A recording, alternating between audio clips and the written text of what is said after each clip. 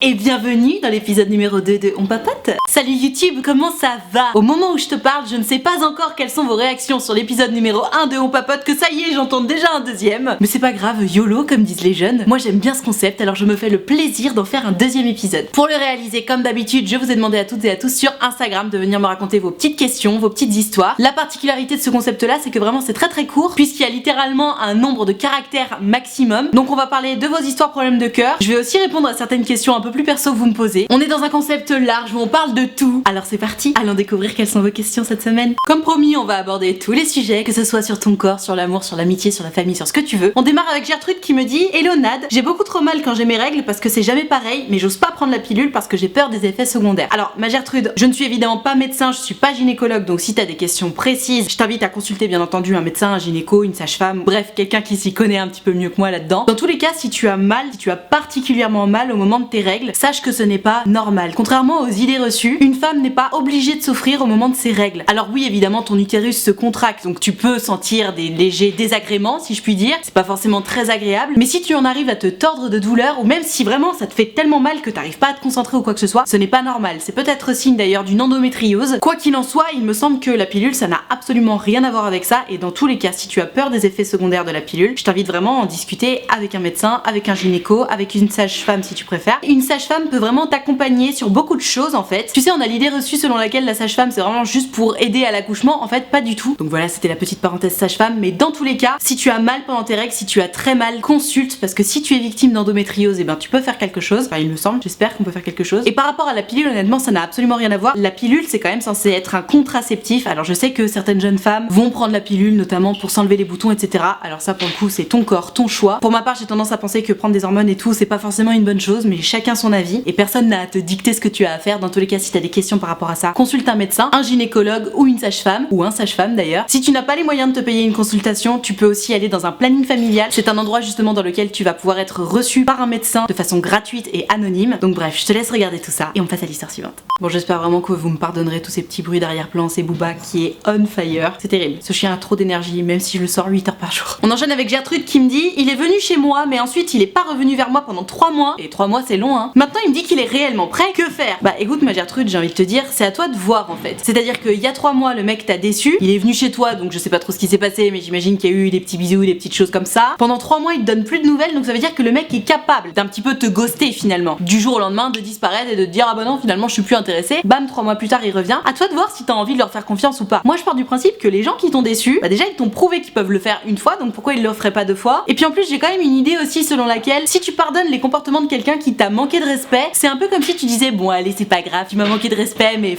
viens on passe à autre chose. Donc je disais, c'est un petit peu une question de la confiance que tu peux encore avoir en l'autre, de la confiance que tu as en toi, de quel comportement tu acceptes de la part des autres et ceux que tu n'acceptes pas, ce que tu es prête à pardonner ou pas. Parce que tu sais, il y a un moment, faut pas non plus être trop dans une case. Évidemment, on n'a pas vraiment envie de pardonner aux gens qui nous ont manqué de respect, mais peut-être que chacun a aussi le droit à une deuxième chance. À toi de voir honnêtement. Si t'as bon espoir qu'il puisse se passer quelque chose entre vous, ben vas-y, tu vois. Malgré tout, garde ton système d'alerte en éveil, parce que comme il t'a déjà déçu une fois, pas à l'abri qu'il te déçoive une deuxième fois.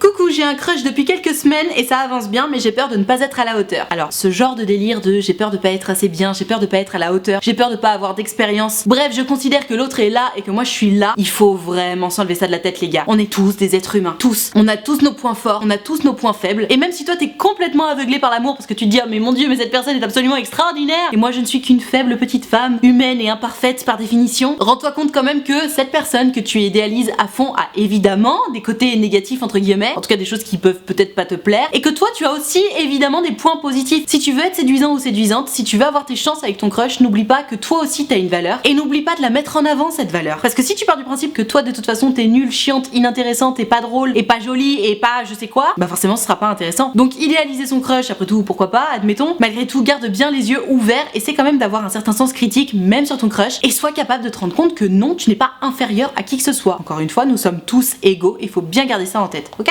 Comment aider une amie dépressive qui refuse de l'admettre? Alors ça, c'est une vraie question. Alors ma Gertrude, déjà, penses-tu vraiment être en capacité de diagnostiquer ton amie ou pas? Parce que comme tu le sais, la dépression c'est une pathologie, il me semble. En tout cas, la dépression ça répond à certains critères. Et nous, pauvres humains qui ne sommes pas médecins ou psychologues, nous n'avons pas les compétences requises pour diagnostiquer quelqu'un par rapport à ça. Maintenant évidemment, il y a certains signes que tout le monde connaît et que tout le monde peut reconnaître. Si tu penses que ton amie est dépressive et qu'elle ne veut pas le reconnaître, encore une fois, tu ne peux pas en être sûr toi-même, il faut qu'elle aille consulter. Et tu sais, il y a des moments où certaines personnes ne sont juste pas capables à un instant T de reconnaître ce qui leur arrive vraiment. Tu sais, parfois, on n'a juste pas envie d'entendre la vérité, on a juste envie de continuer à faire l'autruche parce que on n'est pas prêt à voir la vérité. Exactement de la même manière qu'il y a certaines personnes qui sont en couple avec des mauvaises personnes, qui sont même toxiques. Elles le savent qu'elles sont pas heureuses, elles le savent qu'il faut partir, mais juste là tout de suite elles peuvent pas le faire parce qu'elles sont pas prêtes, parce qu'elles ont pas la force, parce qu'elles se sentent pas encore capables d'affronter tout ça. Peut-être que c'est le cas de ton amie, tu vois. Admettons qu'elle soit effectivement dépressive. Si tu lui as déjà dit, écoute ma chérie, je pense que t'es dépressive, tu devrais peut-être te faire aider, et qu'elle te dit non non non non, je suis pas dépressive, tu ne peux pas la forcer à regarder la réalité en face. Et d'ailleurs, c'est même pas forcément une bonne chose, parce que tu sais, on dit très souvent que si tu décides de te faire soigner en allant chez un psychiatre, chez un psychologue ou même ne serait-ce que chez un médecin, il faut que ce soit ta décision, parce que si t'es forcé à y aller, il y a une partie du travail qui va simplement pas se faire parce que t'as pas envie d'y aller. Il faut vraiment que ce soit ta décision si tu veux que ça fonctionne bien. Et là, ton amie, comme je te le dis, je pense qu'elle est juste pas prête à ouvrir les yeux là-dessus, sur sa situation. Elle est pas prête à assumer d'être en dépression, parce qu'il y a certaines personnes pour qui c'est très difficile à encaisser. Elle est peut-être pas non plus prête à faire tout ce travail pour sortir de cet état dépressif. Bref, comment l'aider? Honnêtement, moi je pense que premièrement, tu peux évidemment lui dire voilà, moi je pense que t'es dans tel état, et selon sa réaction, manifestement sa réaction ça a été de dire non, non, non, n'importe quoi, je suis pas du tout en état dépressif. Auquel cas, n'insiste pas, mais sois simplement présente pour elle, sans la brusquer. Si tu sens qu'elle a besoin de discuter, sois là pour elle. Et de temps en temps, tu peux ramener dans la conversation l'idée selon laquelle, écoute, je sais très bien que t'aimes pas quand je te dis ça, mais honnêtement, je pense quand même que ça pourrait peut-être te faire du bien, etc. Si tu sens qu'elle nie en bloc, si tu sens que c'est encore un problème pour elle, n'insiste pas. Juste petite touche par petite touche comme ça. Tu peux lui rappeler quand même ton point de vue parce que c'est ton rôle d'ami. Mais attention, ton rôle d'ami, c'est de donner honnêtement et sincèrement et avec bienveillance son point de vue. Ce n'est pas de l'imposer à l'autre. Donc peut-être que ton ami est en dépression, mais la seule façon dont tu peux l'aider, à mon sens, hein, bien sûr, toi qui regardes cette vidéo, si t'as d'autres idées, n'hésite pas à les donner dans les commentaires, c'est d'être là, de lui dire honnêtement ce que tu penses lorsqu'elle te le demande et surtout de ne pas la brusquer. Et du coup, peut-être que un jour, peut-être que ce sera dans 6 mois, peut-être que ce sera même dans 2 ans, quand elle aura capté qu'elle a effectivement besoin d'aide et qu'elle a effectivement besoin de sortir de cet état-là, crois-moi que tu seras la première personne à qui elle pensera pour en parler. Tout simplement parce que tu l'auras aidé malgré tout à ouvrir les yeux sur sa situation, et en plus elle aura capté que t'étais ultra tolérante et ultra bienveillante avec elle, que tu l'auras brusquée à aucun moment et qu'elle peut en parler très simplement avec toi sans se sentir jugée, et c'est ça le plus important. Ne jamais juger ses amis, ne jamais les brusquer, ne jamais les forcer. Tolérance, bienveillance, always.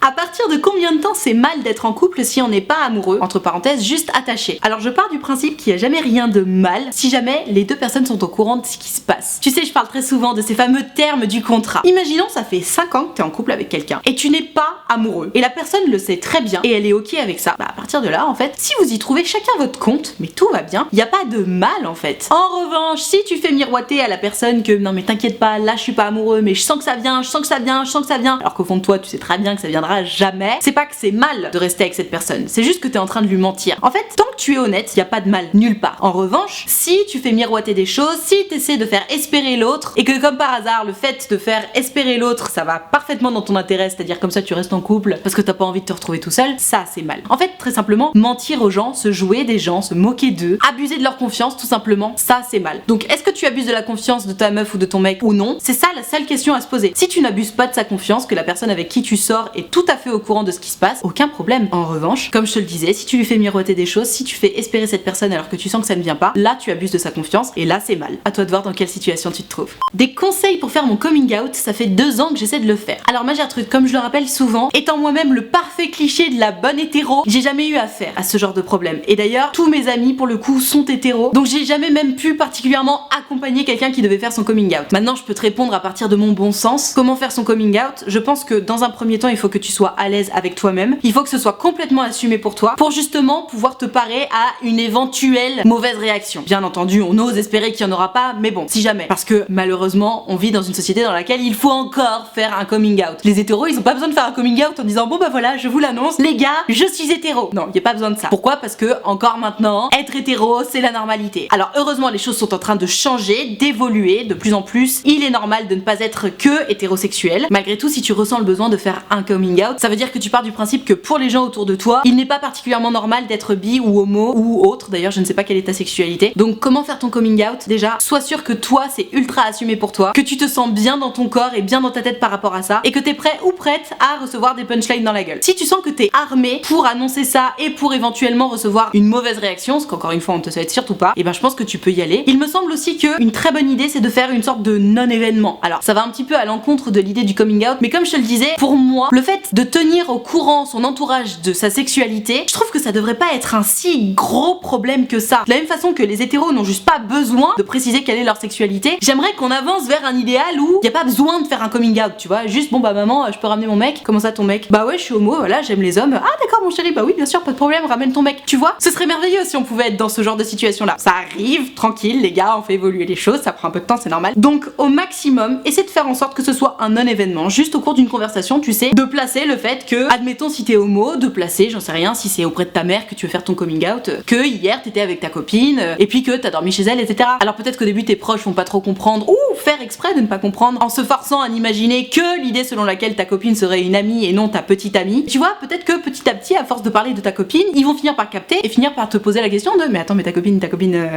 auquel cas tu diras ben oui, ma copine ouais. Pourquoi tu pensais que c'était quoi? Enfin tu vois, faire du non-événement. C'est mon avis. Encore une fois, je me sens pas tout à fait légitime à répondre à ce genre de questions parce que comme je te le disais, moi je suis l'hétéro la plus basique du monde et donc j'ai pas énormément de recul par rapport à ça. Donc toi qui regardes cette vidéo, si t'as des conseils à donner à Gertrude par rapport à ça, comment faire son coming out entre guillemets, n'hésite pas à lui en donner, je pense que ça pourra l'aider. Et puis nous on passe à l'histoire suivante. La grande question, comment savoir que c'est la bonne personne? Quels sont les signes? Ça c'est une sacrée question. Pour moi, un des signes les plus importants qui prouvent que c'est potentiellement la bonne personne, parce qu'évidemment on n'est jamais sûr, hein, attention, mais bon au bout d'un moment tu sais, tu check des cases où tu te dis ok, alors ça c'est validé, ça c'est validé, ça c'est validé, ça c'est validé, putain ça aussi c'est validé, mais mon dieu, mais cette personne est parfaite. En tout cas parfaite pour moi. Il me semble que lorsque tu te retrouves face à la bonne personne, tout est simple. Mais tout est simple, depuis le début jusqu'au moment où on se met en couple. Et d'ailleurs ça continue quand on est en couple, tout est simple. Le moment où on se rencontre, c'est simple. La conversation est simple. L'idée de se revoir, c'est simple. Comment échanger ses numéros, c'est simple. Se faire comprendre l'un à l'autre qu'on se plaît, c'est simple. Les premiers bisous, les premières fois, les premières vacances, tout est simple, tout coule de source. Tu sais, il n'y a pas de questionnement de oh putain, mais ça fait 8 jours qu'il m'a pas répondu, tu penses que je devrais lui écrire? Ou alors, ah putain, mais il est meilleur copain avec sa meilleure amie, ils sont ultra proches, ça me dérange, tu crois que c'est normal? Toutes ces considérations-là, en fait, si tu te retrouves face à la bonne personne, il me semble qu'en fait, ça coule de source. Alors attention, hein, bien entendu, on parle de deux êtres humains, imparfaits par nature, donc il y a forcément des petits accros. Mais même ces petits accros-là, ils sont censés être simples. Du style, si vous n'êtes pas d'accord sur un truc, c'est que il a pris une pizza aux anchois et que tu détestes les anchois et que putain, il aurait pu te demander quand même. C'est vraiment des trucs dont tout le monde se fout, mais il faut bien trouver des sujets pour s'engueuler. Voilà, pour moi, c'est ça qui te donne une vraie indication sur est-ce que c'est peut-être la bonne personne ou pas. Tout est simple. Mais vraiment, je te dis, des premiers messages, de la première rencontre à se revoir, aux conversations, aux gestes, aux façons de penser, aux façons de se comporter, aux valeurs, aux projections sur l'avenir, tout est simple. Et il n'y a pas de truc où tu te dis putain, il y a ça qui me dérange, c'est con, hein, il est parfait, mais il y a ça, vraiment, je peux pas. Du style, si t'es ultra jalouse, je donnais cet exemple de il est ultra proche de sa meilleure copine et c'est compliqué pour toi. Ça, c'est déjà un signe comme quoi, ah, on n'est pas d'accord sur les bases des bases, tu vois. Quelqu'un qui sera la bonne personne pour toi, c'est quelqu'un qui a les mêmes valeurs, qui a les mêmes envies, qui a potentiellement plus ou moins les mêmes projections sur l'avenir que toi, c'est-à-dire est-ce que j'ai envie de me poser ou pas, est-ce que j'ai envie d'avoir des enfants ou pas, est-ce que j'ai envie de voyager ou pas, où est-ce que je place le boulot dans ma vie, combien de temps j'ai à t'accorder dans ma semaine et des choses comme ça. Et si vous êtes d'accord sur ces choses de base là, ça roule tout seul quoi. Bah décidément, on va reparler de la pilule. C'est Gertrude qui me dit est-ce que tu prends la pilule? Du moins qu'en penses-tu? J'ai peur des conséquences. Alors ma Gertrude, j'ai pris la pilule étant plus jeune. J'ai arrêté de prendre la pilule parce que comme je le disais justement plus tôt dans cette vidéo, pour moi ce délire de prendre des hormones là, déjà ça me dérange que les animaux en prennent pour être plus gros, pour être plus forts, pour faire de la viande plus charnue, etc. D'ailleurs j'évite de manger de la viande et j'évite encore plus de manger de la viande qui a été pimpée aux hormones, tu vois. Donc je me dis, si j'aime pas qu'on pimpe déjà les animaux aux hormones, j'aime encore moins qu'on me pimpe mon propre corps aux hormones. Donc je peux pas te dire que je suis contre la pilule puisque je l'ai moi-même prise en étant plus jeune et ça m'a bien arrangé, soyons honnêtes. Encore une fois, ton corps, ton choix. Pour ma part, j'ai déjà du mal à prendre un Doliprane, tu vois, mais ça m'est très personnel. J'aime pas prendre des médicaments. Je pars du principe que le corps c'est une machine complexe qui fonctionne ultra bien si on lui fait confiance et j'ai tendance à essayer de faire confiance à mon corps. Maintenant, la pilule c'est un contraceptif. Donc à toi de voir en fait. Tu sais, la contraception, c'est vraiment une question qui est propre à chacun. La pilule, ça t'empêche de tomber enceinte alors que tu ne souhaites pas tomber enceinte, mais ça n'empêche pas par exemple les MST, les IST de se transmettre. Et d'ailleurs, la seule chose qui empêche empêche les MST, les IST de se transmettre, c'est le préservatif, aka la capote. Mettons des capotes tant qu'on sait pas tester les gars. Donc par exemple, si tu n'aimes pas les hormones, ou si comme moi, l'idée de bouffer des hormones tous les jours, ça te pose un problème, tu peux par exemple mettre un stérilet. Il y a des stérilets en cuivre, donc qui ne contiennent pas d'hormones, et c'est juste l'effet du cuivre dans ton utérus qui va avoir un effet contraceptif. Il y a plein d'autres contraceptions qui existent, je t'invite à te renseigner sur ce sujet-là. Pareil, tu peux en discuter avec ton médecin, avec un gynéco, une sage-femme, tu peux prendre rendez-vous au planning familial si t'as pas de sous pour prendre une consultation. Dans tous les cas, c'est vraiment très important de s'intéresser à cette question de la contraception parce que avoir un enfant c'est merveilleux, mais avoir un enfant alors que tu n'en veux pas, bah tout de suite c'est beaucoup moins fun. Donc voilà, t'as mon avis sur la pilule, t'as même mon histoire sur la pilule. Oui, j'ai pris la pilule, oui, j'ai décidé d'arrêter de prendre la pilule et ça depuis un certain nombre d'années. Non pas parce que je souhaitais tomber enceinte, simplement parce que pour moi, manger des hormones comme ça toute la journée, c'est pas une bonne idée. À toi de faire tes recherches, à toi de faire ton choix en connaissance de cause et encore une fois, ton corps, ton choix, personne n'a à te dicter ce que tu dois faire. Nous sommes en pause, c'est un peu compliqué, que dois-je faire? Bah écoute ma Gertrude, je sais pas ce que vous en pensez tous, mais pour moi les pauses dans un couple c'est quand même ultra bullshit. C'est-à-dire que ça va pas trop, on n'a pas envie de se séparer parce que quand même on est trop attachés, donc vas-y on va faire une pause. Alors après tout, pourquoi pas? Mais il me semble quand même qu'une pause, ça doit être délimité. C'est-à-dire que, ok on va faire une pause de combien de temps? Une semaine, 2 semaines, 1 mois, 2 mois. Si ça excède les 2 mois, honnêtement ça me paraît être vraiment du grand n'importe quoi. Une pause c'est vraiment, on arrête de se parler, on arrête de se voir, le temps de faire un petit peu le vide chacun de notre côté, voir si on se manque. Et si la réponse est oui, évidemment on se remet ensemble, en tout cas on continue notre relation, et si la réponse est non, bah on arrête en fait tout simplement. Pour moi une pause c'est une sorte de pré-rupture, tu vois. Le pré-couple est très à la mode, la pré-rupture aussi. Donc là tu me dis que vous êtes en pause, que c'est un peu compliqué, pose-toi les bonnes questions ma Gertrude. Est-ce que ton mec te manque? Et attention, ma question c'est est-ce que ton mec te manque pas? Est-ce que t'as peur d'être seule? Si t'as juste, entre guillemets, peur d'être seule, ça veut pas dire que ton mec te manque. Est-ce que tu te rends compte de tes erreurs? Parce que t'en as sans doute fait dans votre couple. Est-ce que tu te rends compte de ses erreurs? Est-ce que t'es prête à améliorer tes erreurs? Est-ce que lui est prêt à améliorer les siennes? Est-ce que vous êtes prêt à faire des efforts pour faire en sorte que ça aille mieux entre vous ou pas? Et en fonction de ça, prenez une décision les gars, parce qu'il y a un moment, la pause c'est bien joli, mais on peut pas rester dans cette situation là indéfiniment. Donc soit vous restez ensemble, soit vous vous séparez, et si vous vous séparez vraiment. On ne reste pas plan cul avec ses ex. J'ai encore une fois 1 milliard de questions là-dessus, c'est terrible, c'est la grande mode en ce moment. Je reste plan cul avec mon ex, non, non, non et non. Donc voilà, prenez une décision les gars. Si c'est compliqué, si vous êtes en pause et que c'est déjà compliqué, bah peut-être qu'il est temps de s'arrêter, je sais pas. Voyez ce que vous avez envie de faire, mais prenez une décision, parce que rester dans cette entre-deux là, pas bon.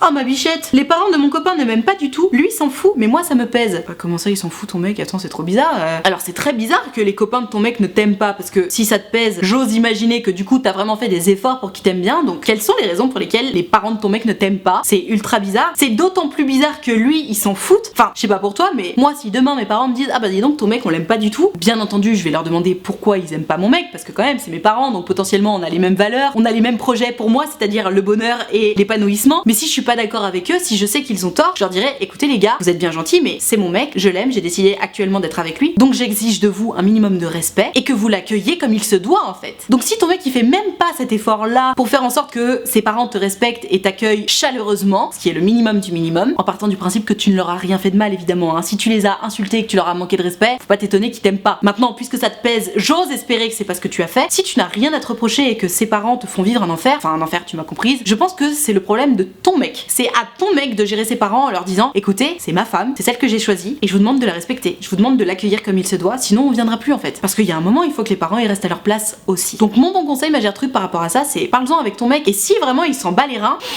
bah c'est peut-être que c'est pas la bonne personne pour toi quoi. Parce que autant tu vois, j'ai tendance à dire que si ça se passe pas très bien avec les amis de ton mec, essaie quand même toi-même de te défendre, de discuter avec eux etc. Parce que c'est des amis, c'est pas la famille. Les amis c'est la famille qu'on se choisit. En revanche la famille tu l'as pas choisie. Donc tu sais parfois on a des parents un peu particuliers ou des frères et sœurs ou des cousins, des cousines un peu particuliers qui vont être envahissants, qui vont être désagréables, qui vont avoir un caractère particulier. Et comme on les connaît nous et qu'ils font partie de notre famille et que de toute façon on n'a pas choisi qu'ils soient là mais ils sont là quand même, c'est à la personne dont c'est la famille de gérer ça. Et là dans ta situation ma Gertrude c'est à ton mec de gérer sa famille, c'est à ton mec de faire en sorte que sa famille te respecte et si ce n'est pas le cas de prendre des décisions en conséquence. Mais ce n'est absolument pas normal que ton mec se foute du comportement de ses parents avec toi, absolument pas.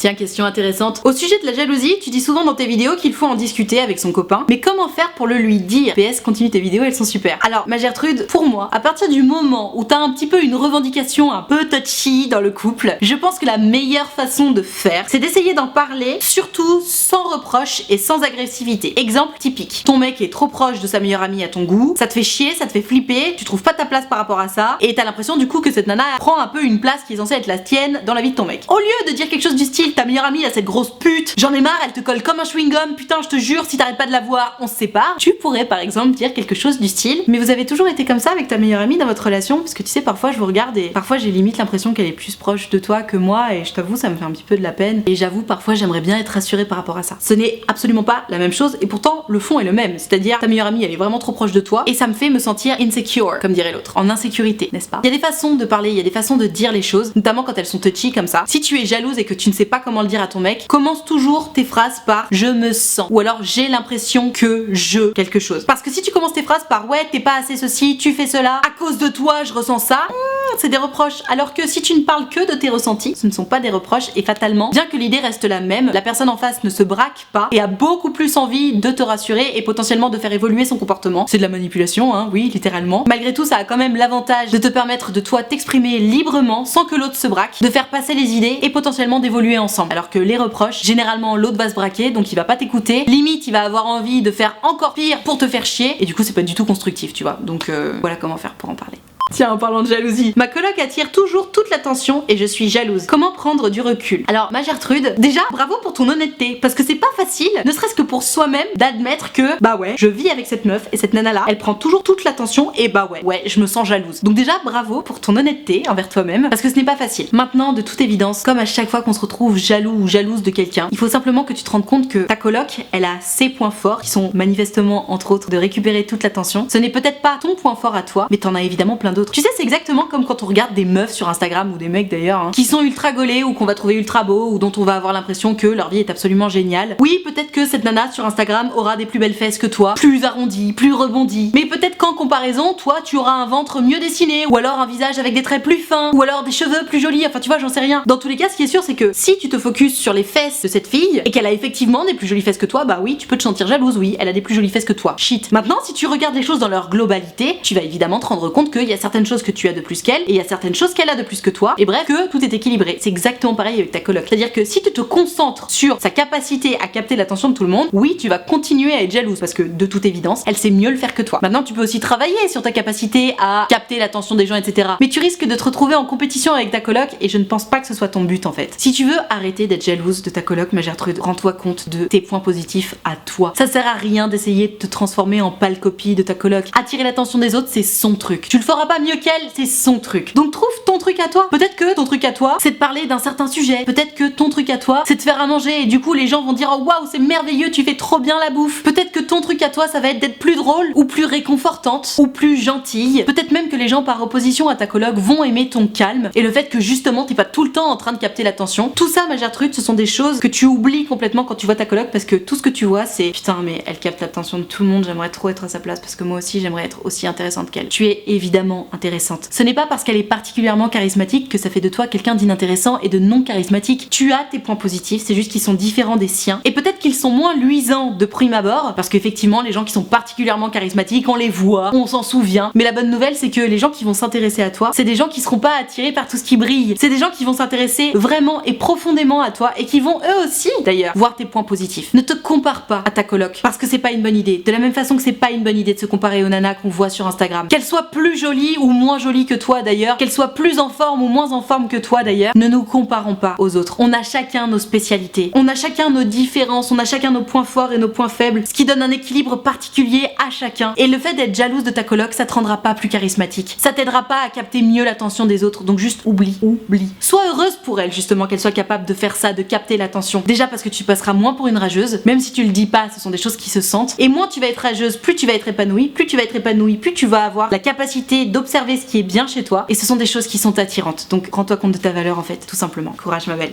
Voilà, je vais m'arrêter là pour ce On Papote numéro 2, j'espère que ça t'a plu. Si c'est le cas, n'hésite pas à mettre un pouce bleu. Si tu penses que cette vidéo peut aider quelqu'un, n'hésite pas à la lui envoyer. Tu peux t'abonner à ma chaîne YouTube si tu veux pouvoir voir toutes mes prochaines vidéos. Et si tu veux une notification, tu peux cliquer sur la cloche, comme ça, ça te dira à chaque fois que je sors une vidéo. Cela dit, c'est tous les lundis, mercredis et vendredis à 18h, pas très difficile à retenir. Si comme toutes les Gertrudes et les Alphonse de cette vidéo, tu veux pouvoir participer aux prochaines vidéos en me posant tes questions, en me racontant tes histoires ou autres, c'est sur Instagram que ça se passe. Donc tu n'as qu'à venir me suivre, @nadrichard, le logo est quelque part par là. Et d'ailleurs, le lien lien de mon Instagram est dans la description de cette vidéo. Et surtout il faut que tu regardes mes stories parce que c'est donc bien dans mes stories que je précise à quel moment je suis en train de préparer ma vidéo. Et c'est à ce moment-là qu'il faut que tu m'envoies ton histoire. Pas avant parce que je suis pas en train de tourner, pas après parce que j'aurai déjà tourné et je pourrai pas prendre ton histoire. Donc vraiment au moment où je poste la story. Donc je t'attends dès à présent sur Instagram. Et alors si t'es pas très branché Instagram mais que t'as quand même envie de me raconter ton histoire et que ça passe pas en vidéo, que ça reste privé juste entre toi et moi, figure-toi que c'est possible. J'ai créé un site internet qui s'appelle utilefutile.fr sur lequel tu peux prendre rendez-vous avec moi. Tu peux choisir de prendre rendez-vous de 20 minutes ou de 45 minutes et tu peux choisir de me raconter tout ça à l'écrit, au téléphone ou en visio selon ce qui te met le plus à l'aise. Pour ma part j'ai une petite préférence quand même pour le téléphone et la visio parce qu'on a le temps de se dire vachement plus de choses quand on s'entend. Maintenant si t'es plus à l'aise à l'écrit, tu prends à l'écrit, tu fais comme bon te semble. L'important c'est de se sentir à l'aise. En tout cas si t'as envie de prendre rendez-vous mais que t'oses pas ou que t'as peur ou quoi que ce soit, premièrement tu ne me déranges pas. Deuxièmement c'est toujours un grand plaisir pour moi de vous avoir en rendez-vous. Donc n'aie pas peur, ça va bien se passer. Je suis évidemment très gentille, tolérante et bienveillante, même en rendez-vous. Surtout en rendez-vous. Utilefutile.fr, le lien est dans la barre de description. Je te rappelle également que l'option de souscription payante à ma chaîne YouTube est activée. Ce sont les abonnés de diamant. Ils sont là pour me soutenir, c'est la raison pour laquelle il y a une cotisation de 5 € par mois ou plus d'ailleurs si tu veux que tu peux. Et moi pour les remercier de tout ce soutien, je leur ai créé un groupe Facebook dans lequel on discute tous ensemble. Je leur fais régulièrement des lives Facebook exclusifs rien que pour eux 3 fois par semaine. Et tu l'auras compris, tout le monde est très gentil, très accueillant, très bienveillant. Donc pareil, si t'as envie de venir les rejoindre et que t'oses pas ou que t'as peur ou quoi que ce soit, ne t'inquiète pas, tu seras forcément bien accueilli puisque c'est la règle d'or des abonnés de diamant. Tout ceci étant dit, merci infiniment d'avoir suivi cette vidéo en entier et moi en attendant la prochaine vidéo, je te fais des très gros bisous.